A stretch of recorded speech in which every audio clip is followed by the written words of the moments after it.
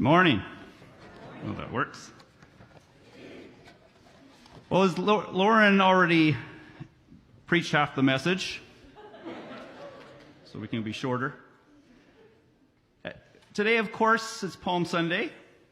As Lauren said, the first day of Holy Week, commemorating Jesus' entry into Jerusalem riding on a donkey, while this noisy and excited crowd waved branches. And it's one of the few episodes in the life of Jesus that's recorded in all four Gospels. All three of the Synoptic Gospels, which means to be seen together, Matthew, Mark, and Luke, they tell this story, and John. But only John mentions that the branches were palm trees, the branches of palm trees. And if it weren't for John's account, perhaps we'd just be talking about Branch Sunday.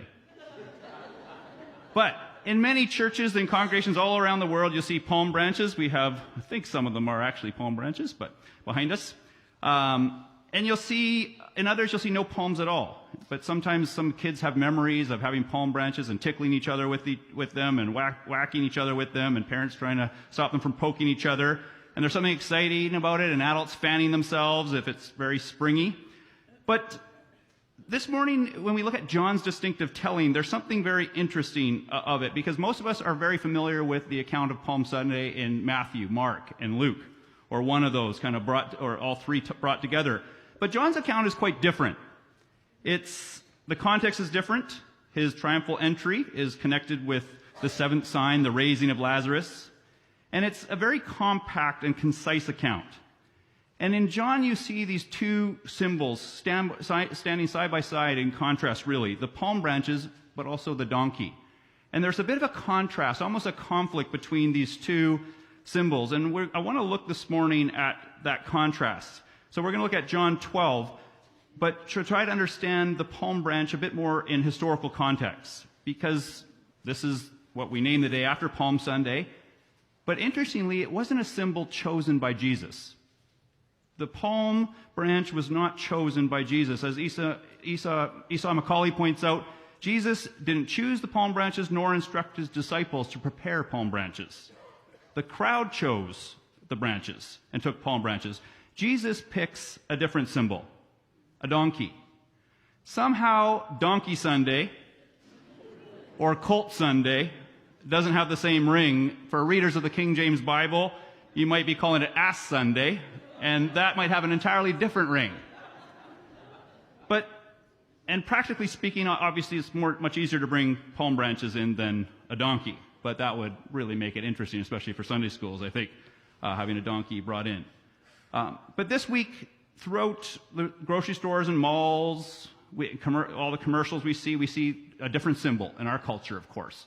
We see bunnies, chocolate bunnies, cute stuffed bunnies, and we see bunny eggs everywhere, or chicken eggs, chocolate.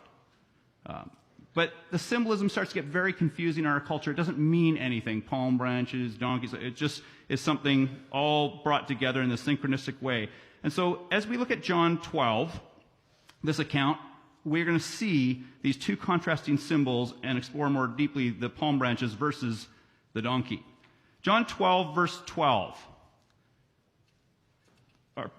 Our passage starts with, the next day, the great crowd that had come for the festival heard that Jesus was on his way to Jerusalem. Next slide, Matthias. They took the palm branches and went out to meet him, shouting, Hosanna! Blessed is he who comes in the name of the Lord. Blessed is the King of Israel.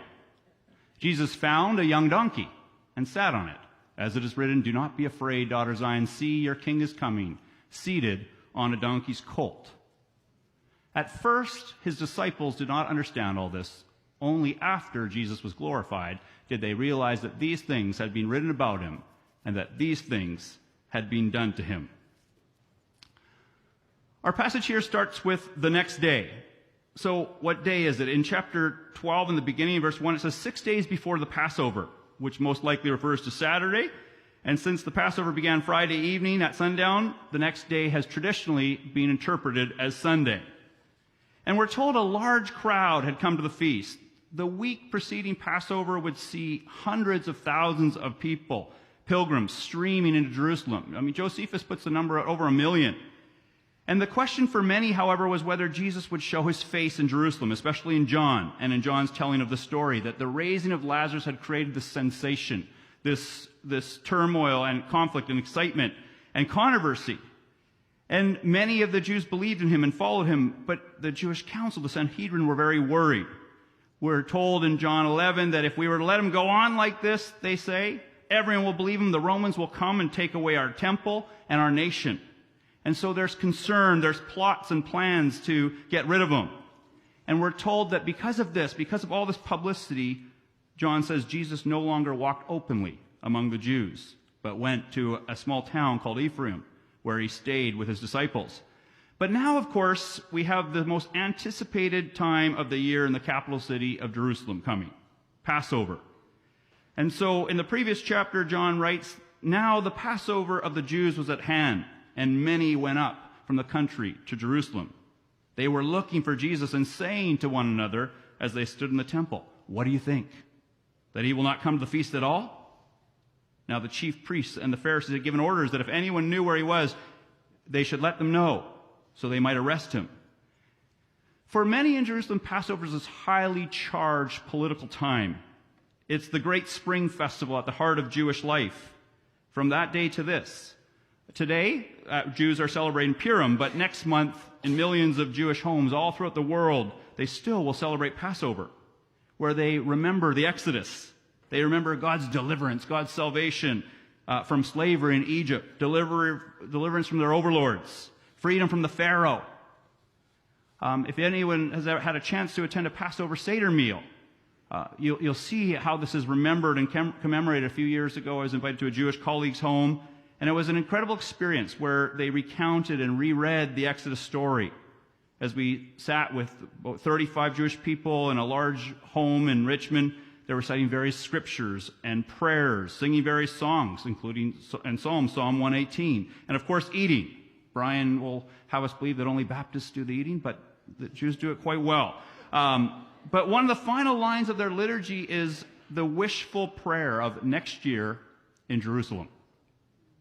And so this scene is in Jerusalem. Jerusalem over 2,000 years ago, a Jerusalem under foreign rule.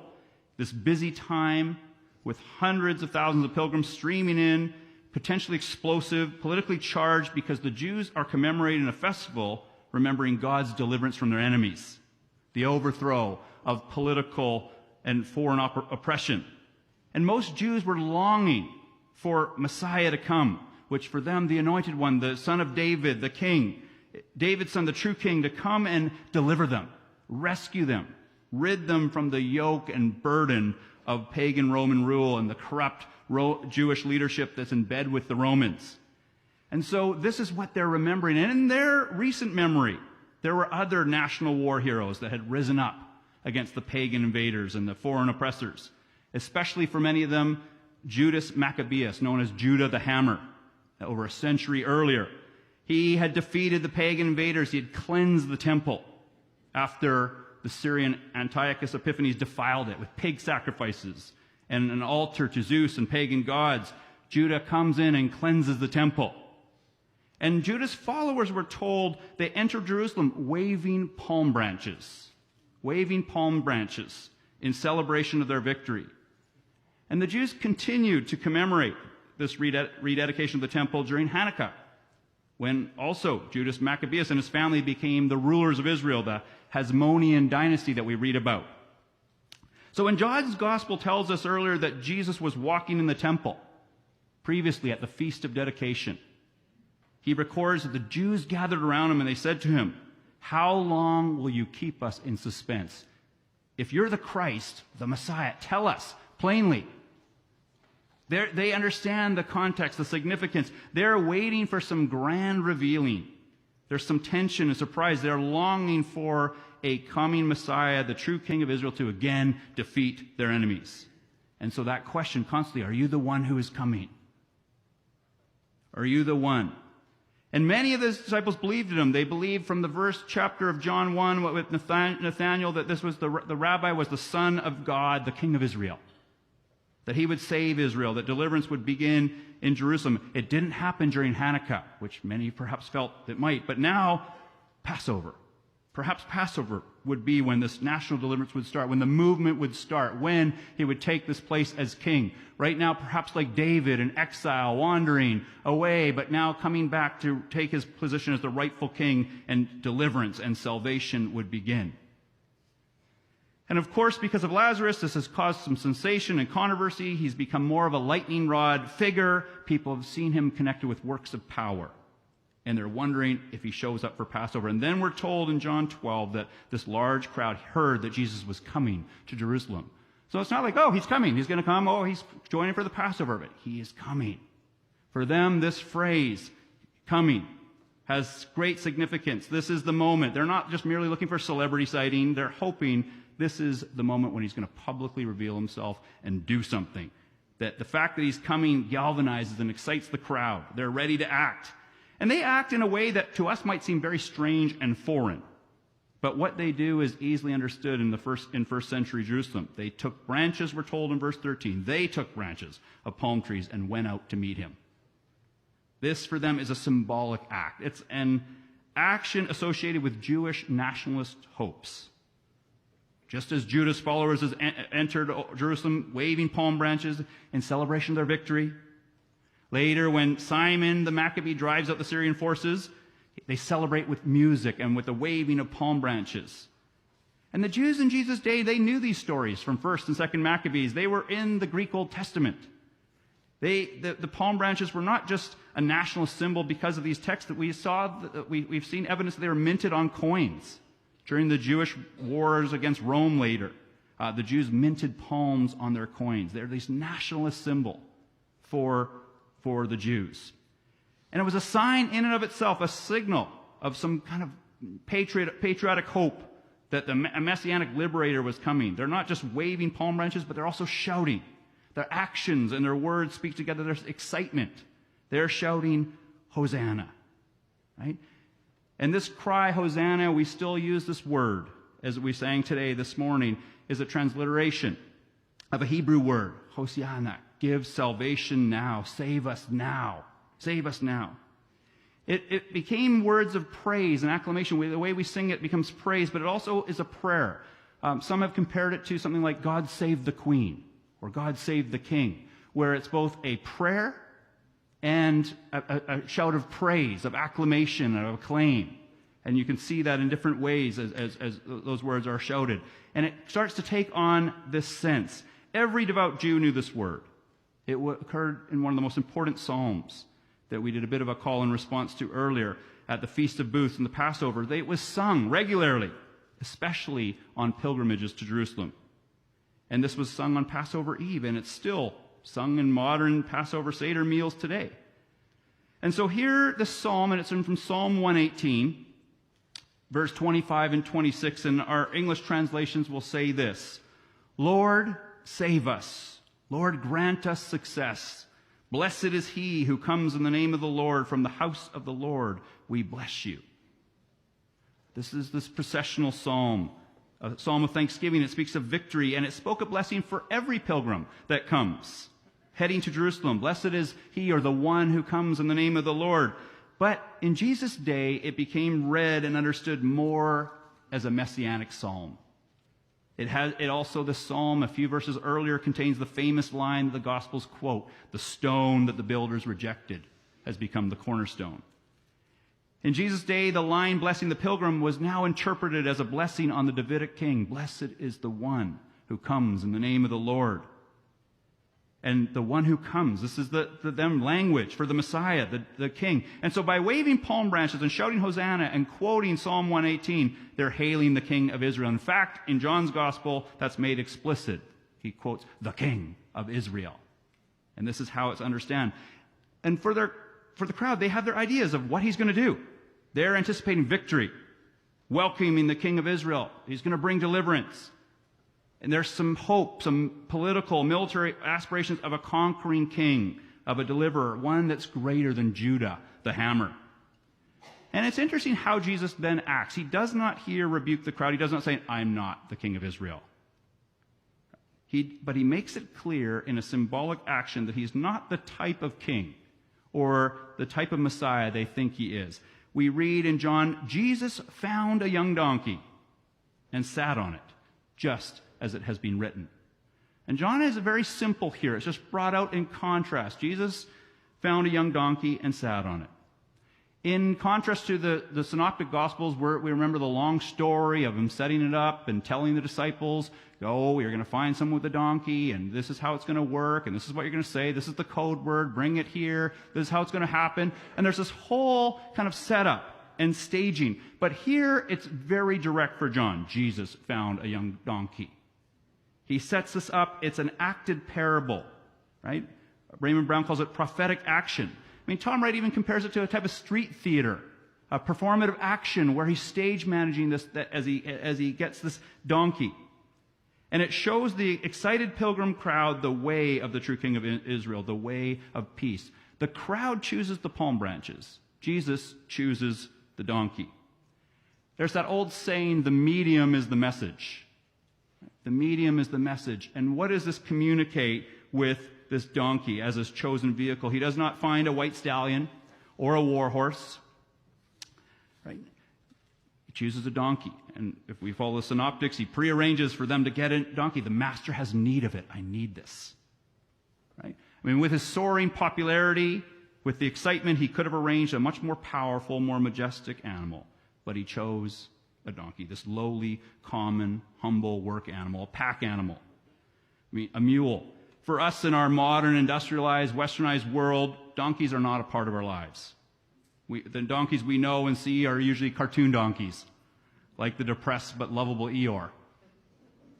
Or Shrek's talkative sidekick, whose name is just Donkey. But in the ancient world, donkeys were essential. They were common. They were humble beasts of burden. They were service animals, and this is his choice, his chosen vehicle. Why? The passage Lauren cited earlier. And because John and Matthew both explicitly quote Zechariah 9:9. And what seems very probable is that he has this very prophecy in mind. He's deliberately seeking to enact it and fulfilling it. He's deliberately arranging to orchestrate this scene. And Jesus, of course, is aware of its context.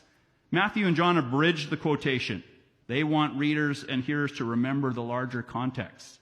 Because most of the time when the New Testament writers use these Old Testament quotations, it carries its larger context. And we'll see this here in Zechariah. Because he knows Israel's scriptures inside and out, he knows this passage. And so let's just take a look at the larger context, because the verses that aren't cited here are quite interesting. So here, the first part that John taps into, "Rejoice greatly, O daughter of Zion. Shout aloud, O daughter of Jerusalem. Behold, your king is coming to you. Righteous and having salvation is he. Humble and mounted on a donkey, on a colt, the foal of a donkey." And then look at these next verses. These are quite interesting. "I will cut off the chariots from Ephraim, and the war horse from Jerusalem, and the battle bow will be broken. He will speak peace to the nations. His rule shall be from sea to sea, and from the river to the ends of the earth. As for you, also because of the blood of my covenant with you, I will free your prisoners from the waterless pit." And it's quite a fascinating larger context here.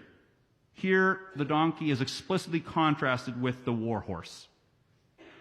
He chooses the way of the lowly, the humble. He rides a workhorse, not a war horse.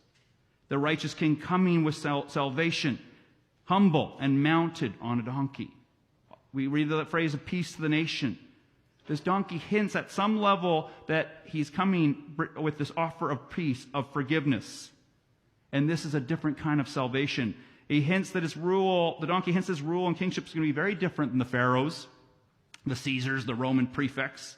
At some level, Zechariah will also speak of the shepherd king. Right? He doesn't come with the pomp and the power of the mighty rulers of the day. His followers seem to have hopes of this, with Hosanna and waving their palm branches, their excitement. But the donkey at some level becomes a bit of a countersign. It challenges that at some level, or it reframes it, that he's coming humbly and differently as the servant king. And so we see the humility of this donkey riding king, coming on a borrowed young donkey. I mean, there's a whole element there of what you could explore at the element of the Lord using a donkey. Right? I mean, he still uses donkeys all the time. Right? And that, this is that element of the foolish things, of the things that are kind of lowly and often despised. And there's this interesting element as he brings in a donkey. Some of you might enjoy looking up G.K. Chesterton's poem, The Donkey, where he tells it from the perspective of the donkey, and kind of looks at Palm Sunday from a very unusual perspective. But here it is, on this lowly beast of burden. And the disciples, John tells us, don't really get it.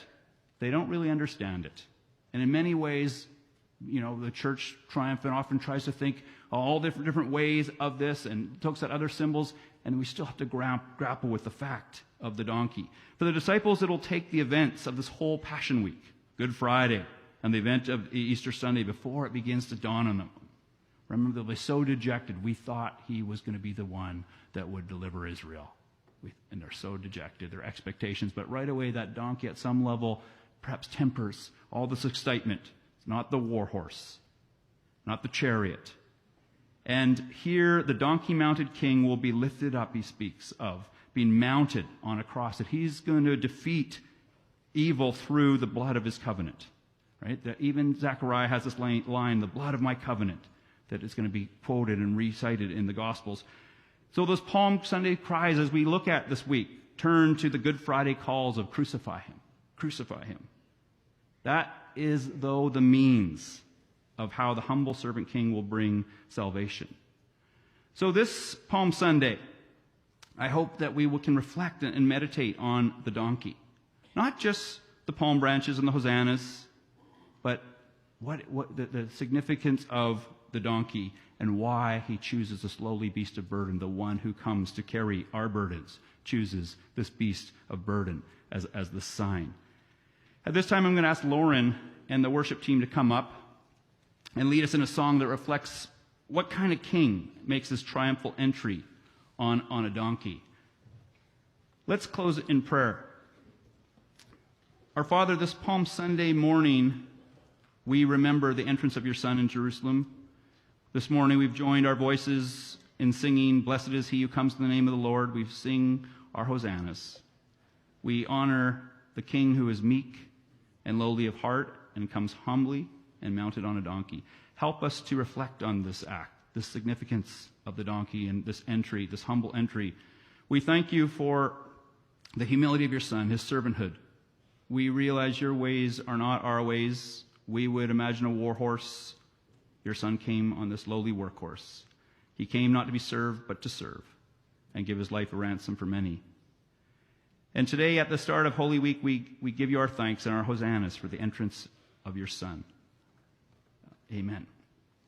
Right before we sing this next song, I'd like to read a few stanzas just from a Palm Sunday poem that asks, "What kind of king are you?" And I think this song will provide an answer.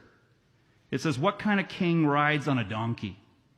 A donkey that might be borrowed or might be hijacked. What kind of king rides on a donkey into the city where his assassins are waiting?